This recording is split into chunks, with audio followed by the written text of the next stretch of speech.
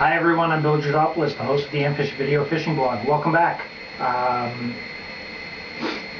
Doing a couple of little videos today. Nice day to come out ice fishing. I was supposed to come out with a couple of friends. Unfortunately, they were not able to make it, so I'm enjoying all the fun on my own. I wanted to do a very quick little video as well for some of you who are getting into ice fishing or have been into ice fishing. Just some little things I've tried over the last few years, and more of an experiment, to be honest with you. So typically you'll drop your line in. Right now I'm using a drop shot rig, just basically a sinker at the bottom. About 12-13 feet up, I have a hook with a polymer knot tied directly to the line. The weight on a drop shot rig allows you to move the weight up, so your bait can either be lowered to the bottom of the water, you can move it down, leave excess line, and your bait now starts to rise. So you can either be 2, 3, 4 feet off the bottom depending on the depth, or you can be right on the bottom, or you can be a foot off the bottom. So it does allow you a little bit more versatility when it comes to jigging in a nice fishing environment. So again, rule of thumb right now is typical norm. You're going to move your bait a little bit. This is actually more of a very slow finesse style of fishing with a drop shot rig. So I've got my minnow tied on there. My minnow will be sitting on my hook, just flapping around in a circle there. And every once in a while, just to change that look, I will actually just jig it up a few times, maybe even grab it and do a little bit of an aggressive jigging like this, just to try and entice any fish that might be in the area. One little tip though that I wanted to give you guys, it's going to sound kind of weird when I show you this on camera, but I tried this and sometimes it does make a difference. This is a cordless toothbrush. This tip here is just an extra old tip I kept for this very reason. And what I do with this, again, it's going to sound a little weird, but you'll understand the logic behind it, is I will actually turn this on and either vibrate the tip of the rod or the line itself. I'll put the line right between those brushes, and as my line's stationary in the actual water as a whole, I'm just adding a little bit extra vibration. 1 second, I just have my cell phone going off, probably my friend texting me telling me he's missing out on a good fishing day. But I'm going to demonstrate that one more time. Turn this on and either vibrate the tip of the fishing rod itself or just put the line right between those brushes. And just let it vibrate for a few seconds. Turn it off. I've tried this. It's actually worked. I've caught a couple of fish today, some small pike, nothing too large. But sometimes it does make the difference. That vibration is going to go right down through the actual line, and it may make my minnow move around a little bit more sporadically, but it's a consistent little twitch. So I didn't know what else I could use when I thought of this a while back, and I said, you know what, if I save a tip, an old toothbrush tip for my cordless toothbrush, and just use this, and again, just vibrate various areas of the rod to change that look. Sometimes you want to look a little bit different than everybody else and what everybody else is doing. That's why I'm encouraging you to either do some fast twitches, some long paused ones, slow ones, aggressive ones, consistent ones. Just flip it around, keep trying it, see what happens. You never really know what will happen. I'm not saying using my little toothbrush tip will work every time. It's just being prepared. Just like I have on my one fishing rod here, to bring this right up, I've got a rattle bait and I've been jigging this.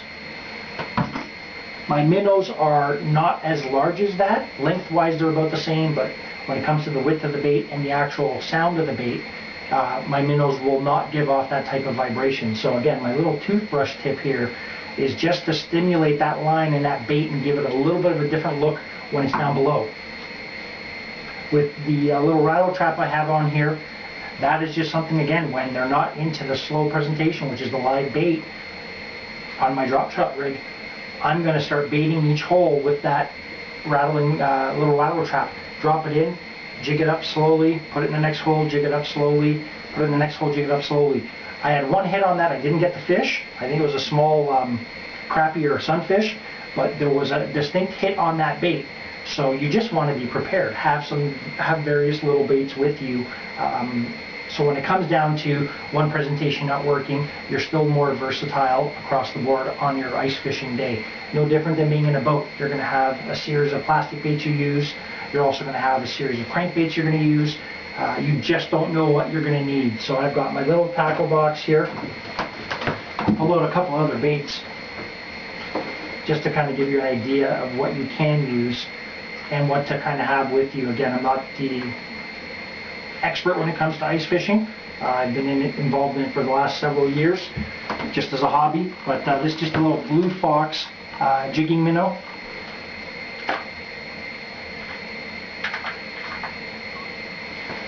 A little jigging spoon. Got another little jigging spoon here, hooked with a single hook. And what I'll do with this one, I'll demonstrate this on camera as well, is take a little scented tube jig or a minnow. It's up to you. You can experiment and try different things. Take that little hook and I'll actually just put that tube jig right through the tip. Try and straighten it out a little bit here for camera. And there you go. That's just a little jigging spoon now, and that little scented grub on the back may be something that entices a fish. Doesn't mean I can't try this spoon flat out on its own without any bait or any minnow on it. But you can tip this with a minnow, tip it with a little grub. Just have a series of little baits with you. It does not take much.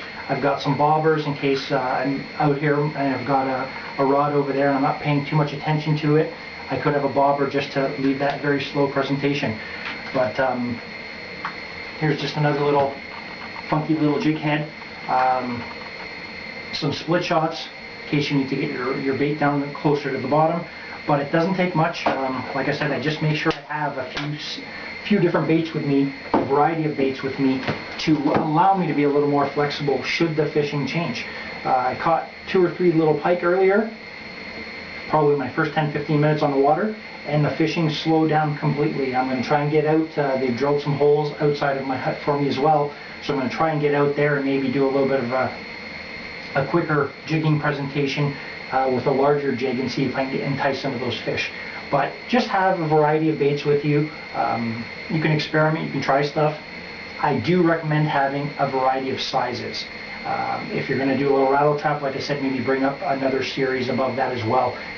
It could be a big bait fishing day. It could be a small bait fishing day. When you get your minnows, most of these places will provide you free minnows. They'll actually give you a variety of sizes. If you want a few extra larger ones, just ask them for a few larger ones and they will more than gladly put them in the pail for you. So just be versatile out there, guys. Enjoy your fishing outings. Like I said, I'm out here alone. I'm actually having not too bad of a time. I'm going to have some soup. I've got my soup over here in my thermos. I'm getting a little bit hungry. And now that the fishing's slow, I'm going to actually enjoy a little bit of soup. But get out there and enjoy it and just have a variety of little baits. And you know what? Try that toothbrush tip I provided to you in this video. It may just work sometimes for you. So thanks for tuning in. See you next time.